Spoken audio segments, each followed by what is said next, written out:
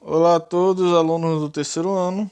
Tem aqui a lista da segunda quinzena, tá certo? Então, nessa lista da segunda quinzena vai ter vários assuntos. Alguns ainda a gente ainda não trabalhou. Então, só é para ser entregue lá pro final da unidade. Então, vai dar tempo de a gente trabalhar boa parte deles enquanto isso, tá certo? Então, enquanto a gente vai começar a passar os assuntos. Todos esses assuntos você pode encontrar em trilhas, tá certo? Então, no caderno de apoio da segunda unidade tem a trilha 5 e nessa trilha 5 boa parte das respostas você consegue através da leitura. Então, é importante que vocês utilizem, né, o caderno de apoio e tirar as dúvidas durante a aula. Prestar muita atenção também, claro, né, nas aulas, para responder essas perguntas. Então, qual é o nome oficial da acetona? Então, vocês, através do caderno de apoio, através da análise de pesquisa, de estudo, vocês conseguem saber, né, o nome da acetona. Qual a principal utilidade da acetona? Então, boa parte das pessoas já sabe para que serve. Aí não tem muito segredo, é uma questão até mais fácil. O aldeído acetona possui ligações duplas, então se durante a aula eu falei qual é o tipo da ligação que ocorre nelas, então vocês vão ter que ver qual dessas opções é a mais adequada, tá certo? Então, existem vários tipos aí, você tem que ver qual é a que se encaixa na acetona e aldeído. O uso de fórmula para cabelo, entre outras coisas relacionadas à saúde. Aí a trilha lá indica, né, direitinho como é que vocês podem responder isso. Tem a síntese, né, do etanol. E aí esse etanol quando você reage com oxigênio forma ácido acético, né? Então, na verdade, é a síntese do ácido acético aí. Então, ácido acético seria qual dessas estruturas abaixo, né? A, B, C ou D. Então, vocês vão de acordo com o que vocês acham. Para saber a resposta, né? Vocês têm que olhar, né, a equação. Então, no produto tem a quantidade de carbono, oxigênio e hidrogênio. Então, com isso vocês conseguem saber. Ou identificando também qual é o grupo funcional existente, né? A trilha 6 tem a reação, né, de saponificação, na qual ocorre uma reação dos triglicerídeos com uma base forte. Então, essa base forte vai fazer uma quebra. Aí vocês vão ter que escolher qual é o grupo funcional que ela está quebrando, né? Ela está quebrando o que aí? Está quebrando aldeído, cetona, ésteres ou éteres. Então vocês que vão escolher qual é adequado. Se não for nenhum desses grupos, é NDA, né? Nenhuma das alternativas. A 7. Cadeia R do carbono vai possuir uma quantidade de carbono diferente devido à sua fonte. Então isso aí é funcionamento, né, do sabão. Então sabão é uma cadeia longa com carbonos e uma ponta com alguns grupos, né? E aí com isso a gente sabe se uma parte é polar ou se a outra parte é apolar. E através da polaridade a gente pode dizer qual é que cada uma vai interagir, né? Se vai ser com a gordura ou se é com a água. Qual é o grupo funcional da nomenclatura oficial? Aqui na imagem não está mostrando, mas teoricamente você vai ter que identificar se é um éter ou se é um éster. Então a diferença entre eles, né, deve ser passada nas próximas aulas, mas eu até tinha comentado durante a aula, né, um pouquinho disso. A cromatografia de camada delgada é uma excelente forma de separar misturas orgânicas e identificar a sua composição pela sua capilaridade. De certa forma, o que acontece aqui, o carbono, a gente bota uma mistura e um padrão. Então, esse padrão vai indicar em que parte está a nossa mistura alvo, né? O componente alvo da nossa mistura.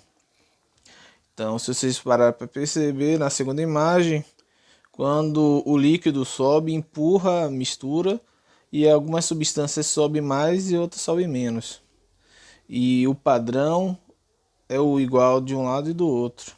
Então a gente sabe que a substância que a gente colocou padrão é a do meio, né? Então é uma substância que tem uma interação com o acetato de etila, né?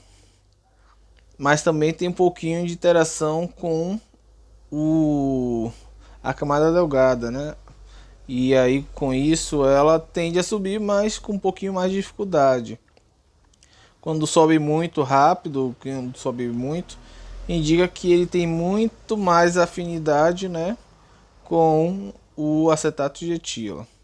E quando não sobe quase nada, significa que a interação com o acetato de etila é mínima, né? Então a gente consegue diferenciar a questão, né, de atração ou não atração entre as substâncias. Aí, para responder essa pergunta, eu posso até dizer que é uma das perguntas um pouquinho mais difícil. Vocês têm que analisar a questão de quem é que o acetato de etila consegue se dissolver, quais são as substâncias, né, que ela consegue dissolver bem, e qual é uma substância que tem uma atração quase igual a acetato de etila e a sílica presente na substância aí. Então, em qual desses compostos aí a gente tem meio que possa existir, por exemplo, uma piridina, que possa existir substâncias, né, que possam ter tanto caráter,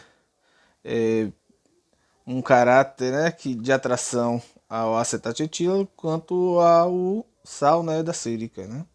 Então é uma questão um pouquinho trabalhosa, mas espero que você se divirta, que vai ser bem engraçado essa daí.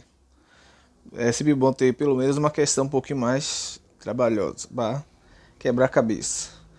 Essa daí é relacionado a minas primárias, secundárias e terciárias, né?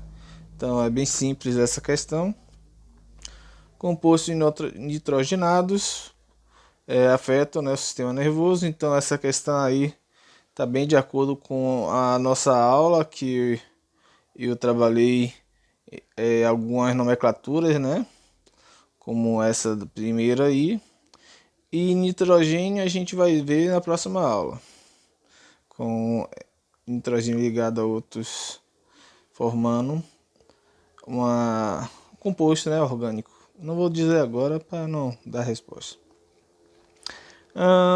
Aqui essa questão da NEM, muitas pessoas geralmente pesquisam na internet a resposta e já acham, então é até chato botar a questão de Enem na lista, porque é a coisa mais fácil do mundo olhar na internet e achar a resposta. Mas para a própria questão já dá a resposta aí.